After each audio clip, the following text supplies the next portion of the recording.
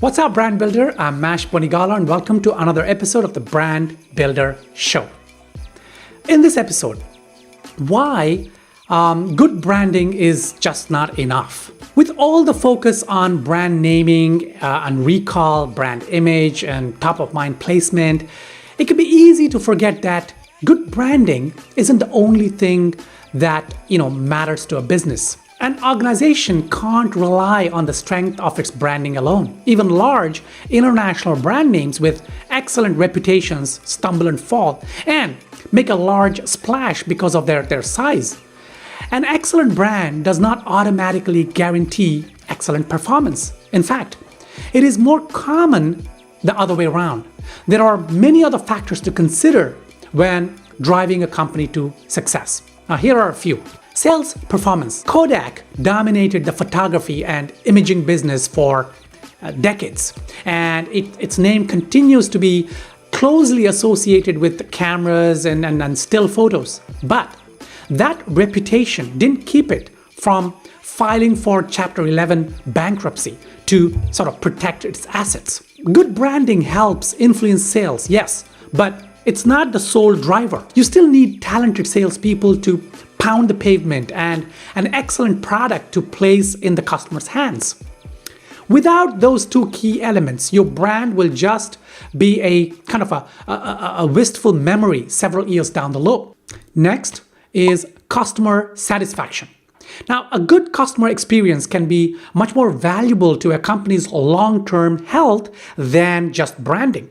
Ask BlackBerry, who suffered from a couple of major service-related incidents and is still struggling to please users with its new smartphone models. Angry users walked away, and they're going to walk away, and they're going to rival platforms such as iPhone and Android.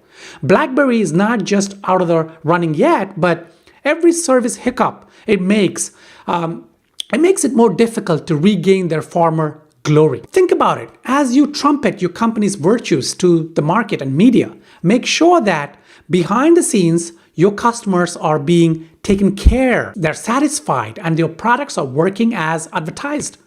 Negative press, like the one that we've seen happening in the past, has a way of sticking around your brand like mud, and it's going to ruin your marketing effects. Next is competition. Building a good brand is hard enough, but what happens if you're going up against, bigger fish? Established competitors with larger names and larger budgets can, cram the media with ads and hold numerous events, making it difficult for your companies to be sort of noticed amongst all the noise. The beauty about doing business in the modern age is that brands have so many other kind of options when it comes to, promoting themselves. Start grassroots social media campaigns and viral campaigns featuring unique aspects of your product or service. The internet and modern communication allow you to tell potential customers how unique and different you are without needing to spend millions of dollars on airtime. Next is company behavior. Today, businesses are scrutinized not just for their brands and products, but for their behavior as corporate entities. Public scandals have caused the demise of many businesses and stem from personal issues such as affairs, crime, poor customer service skills, as well as corporate decisions such as malicious business practices and ties with nefarious organizations. The list can go on. Keep your company as clean as possible by implementing and enforcing rules on employee performance and conduct, customer policies, and strict accounting policies. The best way to avoid damage from these kinds of scandals is not to have them in the first place. Next is relevance. Markets are constantly shifting, and one era's giant could be tomorrow's cripple. Nothing exemplifies this more than, for example, Tower Records.